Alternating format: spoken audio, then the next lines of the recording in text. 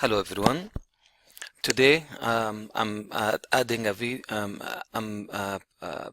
providing this video as an explanation to the slides I have shared before about connecting the Raspberry Pi. I know that most of you have received the one or the kit from the department, but I know some of you have reached out to me and they have bought their own kit, and I think most likely, I mean, similar to the one that's in the department. I'm using these slides from Professor Rolf because the kit I have is a little bit different, so I don't want to confuse you guys by using a different kit, but hopefully with the in addition in different slides or different presentation, I will be sharing using that kit for some demo examples. Let's go ahead. So the first thing is connecting your Raspberry Pi. Is you have to take a look. I mean, is try to explore the parts that you have in the kit, and one of the main parts is the breadboard connection.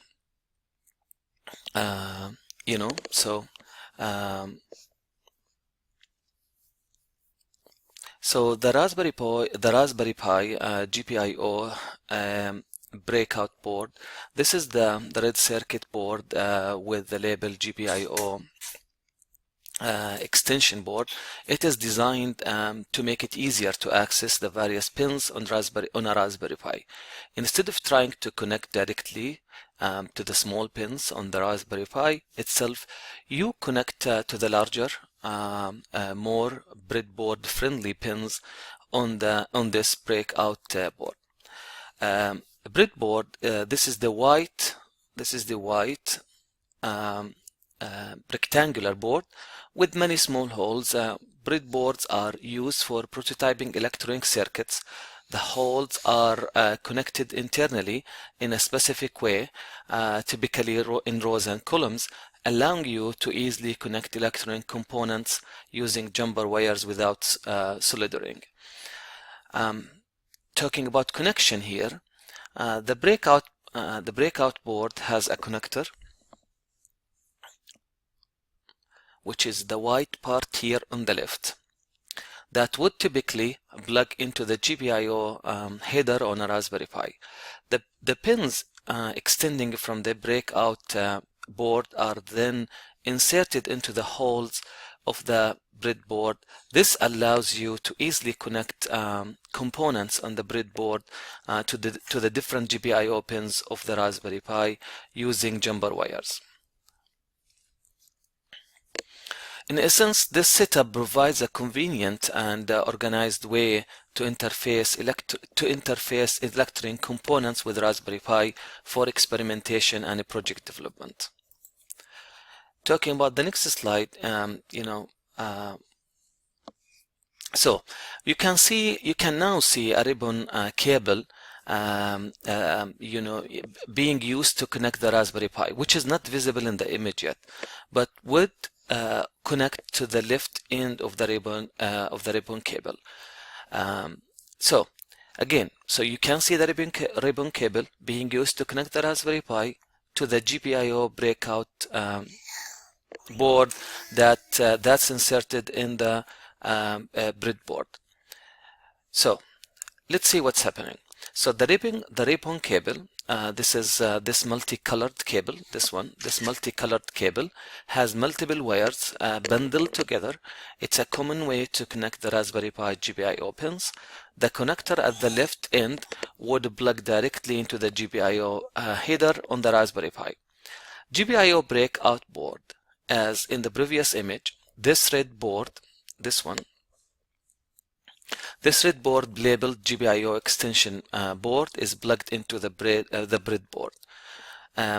Talking about the connection, so the other end of the ribbon cable is connected to the connector on the GPIO breakout board. So this one will be connected to this one. By using the ribbon cable and the breakout breakout board setup, you can easily access the individual GPIO pins of your Raspberry Pi in the breadboard without having to directly connect to the delicate pins in the Raspberry Pi itself. This makes it much easier and simpler and safer actually to connect various electronic components for your projects.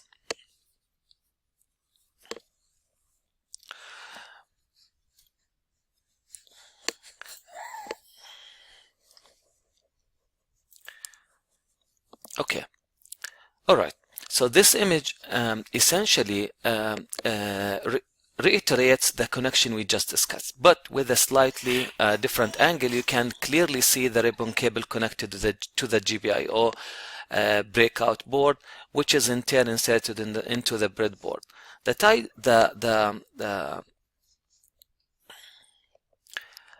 The Raspberry Pi itself is not visible so far, but we will see it in the upcoming slide.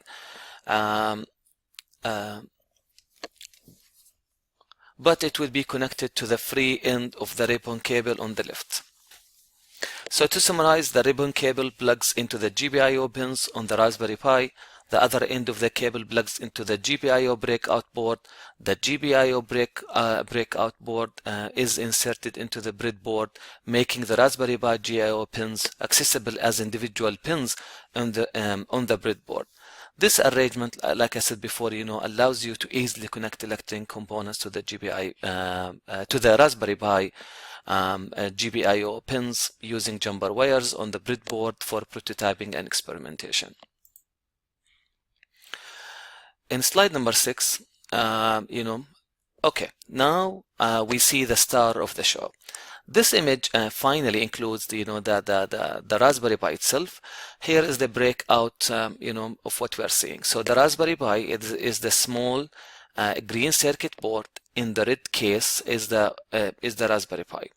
You can see its various ports, including the USB, HDMI, and the GPIO header.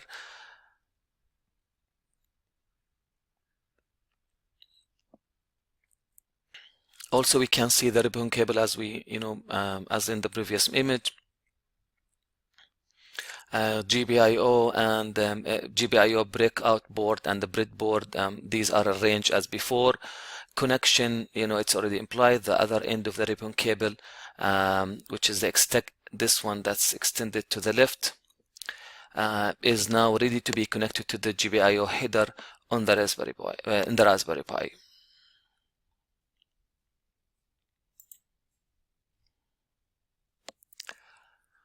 Okay, now this image shows the final setup in connecting the Raspberry Pi to the breadboard using the ribbon cable and the breakout board.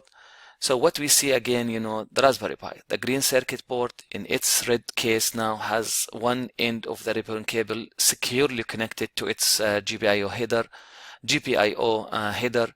You can see the multicolored wires on the ribbon cable plugged into the row of pins on the Raspberry Pi. So this image demonstrates the completed connection. The Raspberry Pi GPIO pins are now electrically connected via the ribbon cable and the breakout board to the individual rows and columns of the breadboard. Let's talk about, in slide number 8, we talk about, we're showing some, we are showing the resistors or the LED resistors. So this image shows a set of resistors that are likely intended for the use with LEDs. As you know, LED, stands for light emitting diodes in your Raspberry Pi project. So the resistors, this image displays several small electronic components with colored bands. These are resistors. Resistors are used in circuits to limit the flow of electronic color. The colored bands on each resistor indicates its resistance value. While we cannot, it's very small, so while we cannot read it, read definitely, the band in this, image, just keep in mind that the fact that there are multiple identical resistors, suggests that they have same resistance value. But we can see from the label 1K that this piece of tape at the bottom, clearly indicates, 1K. This signifies that these are 1 kilo ohm resistors. A kilo OHM, sorry, a kilo OHM is equal to 1000 OHMS. The purpose for LEDs require a current limiting resistor when connected to a voltage source like the Raspberry Pi GPIO pins. Without a resistors, an LED would draw too much current and likely burn out. So a 1000 kilo OHM resistor is a common value used to limit the current flowing through a LED to a safe level.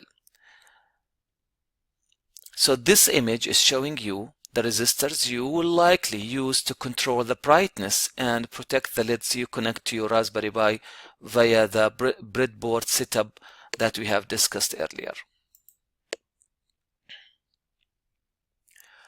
Fantastic.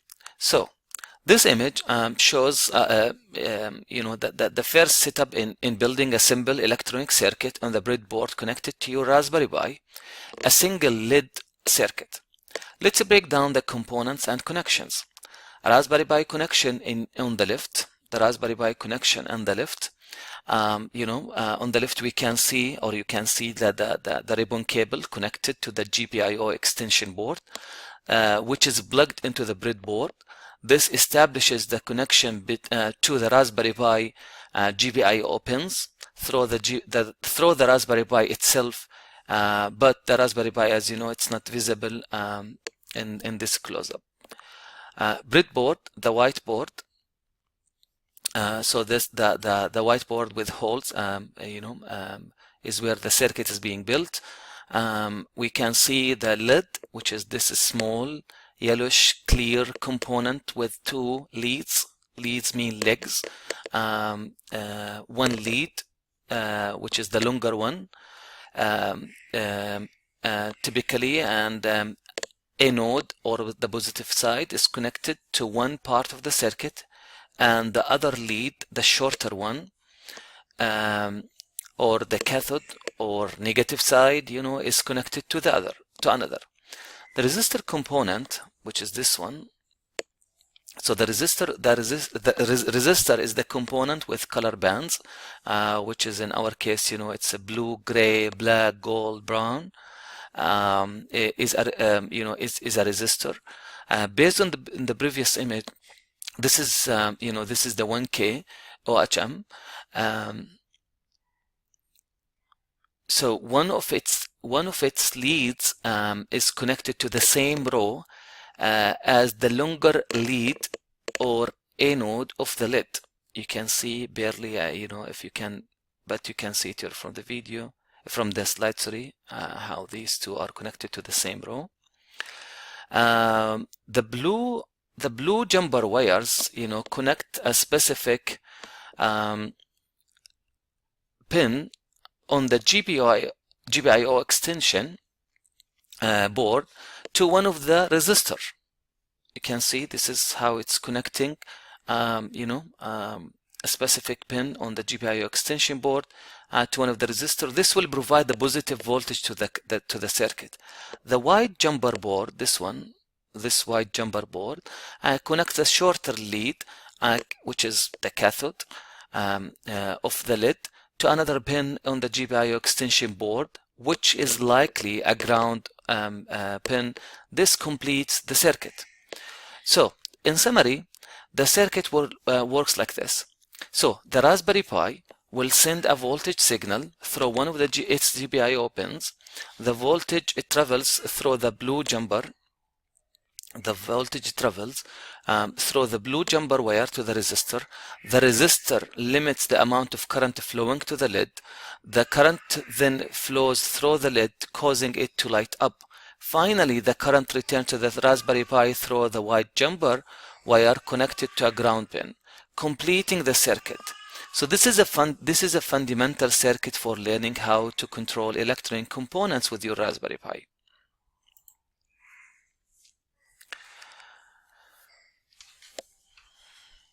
So this image just provides a closer view of the single lead circuit built in the whiteboard, in the breadboard, connected to the Raspberry Pi.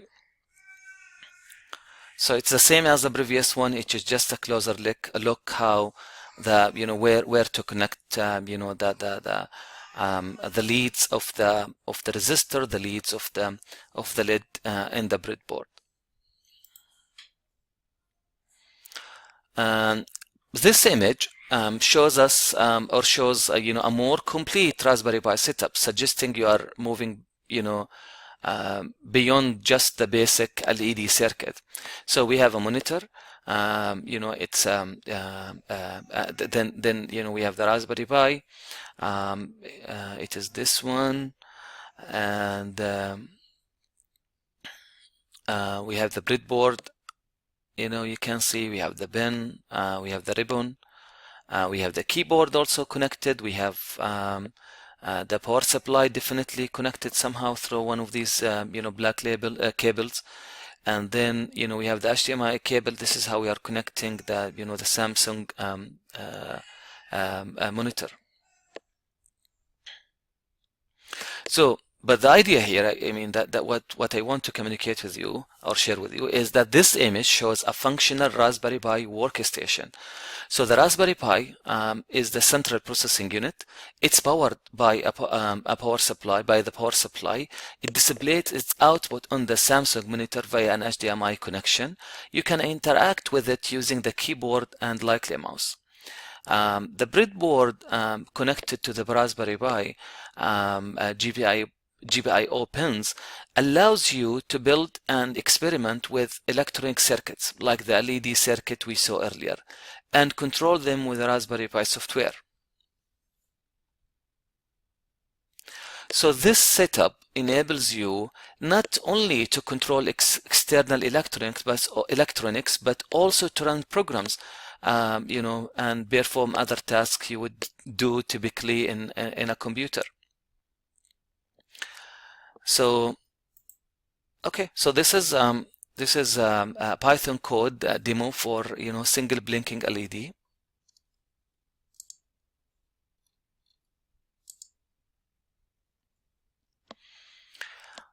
This image shows us a Python code that would likely be that will be used to control the single LED circuit we have built before.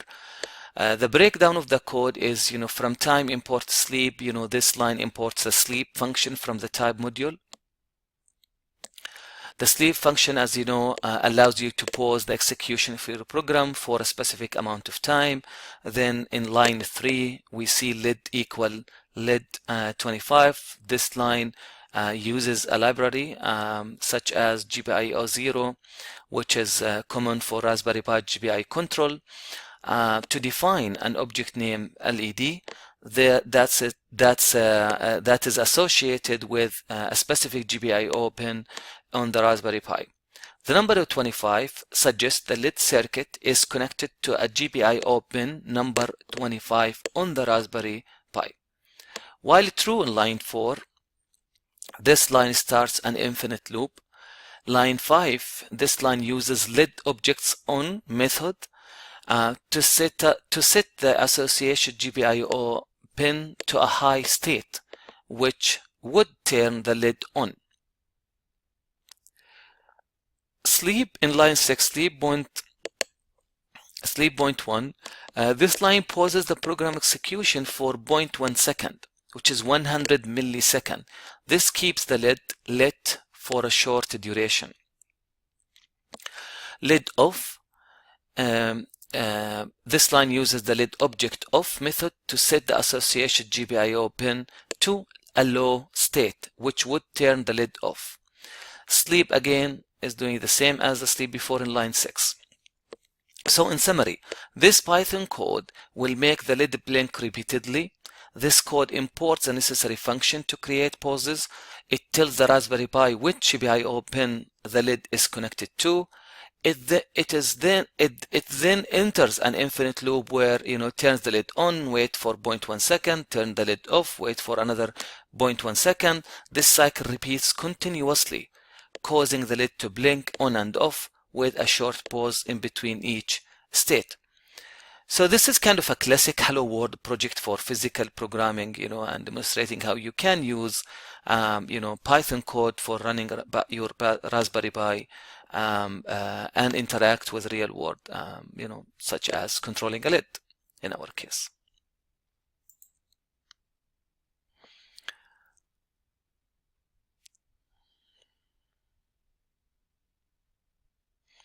So now the difference between this image or this setup and the previous one we have seen is that in this one we are, in this one the setup is expanded to include two independent LED circuits on the board, still connected to the same Raspberry Pi via the GPIO extension board and ribbon cable. The Raspberry Pi GPIO connection, the ribbon cable connects, as we can see, this starts with the Raspberry Pi GPIO connection. The ribbon cable connects the Raspberry Pi to the GPIO extension board plugged into the breadboard, providing access to multiple GPIO pins. The difference here we have is that we have two wires. So in the jumper wires, we have two wires, red and blue, are connected from different GPIO pins on the GPIO extension board to one end of each resistor. So now we have two resistors, we have two LEDs. We have two resistors, we have two LEDs. This is the difference. So these are these are the output pins from the Raspberry Pi that will control each LED. And the two white wires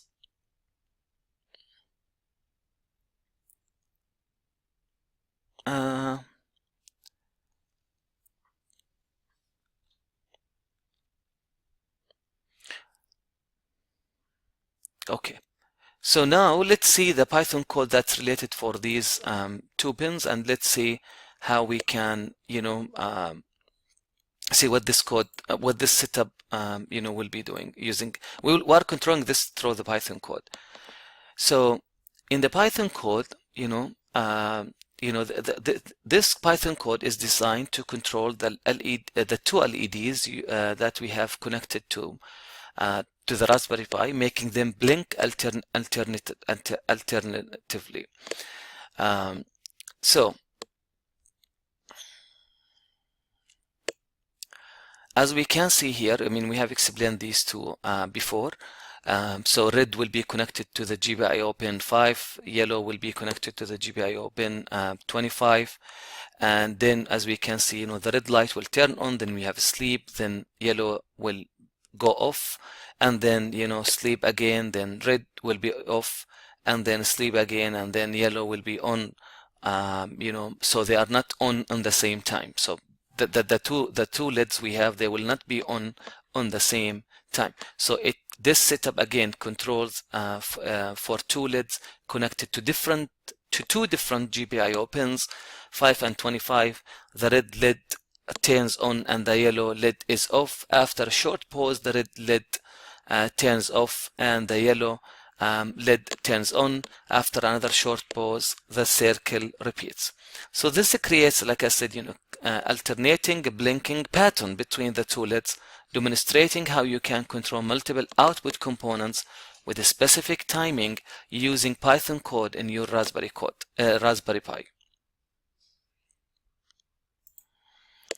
This is the same code. This is the same code, nothing new here. It is just, in this slide, it is showing you, the Python integrated development environment, or the IDE, running on the Raspberry Pi desktop. So yeah, that's all for for connecting the Raspberry Pi, and hopefully this was useful. So thank you so much for listening.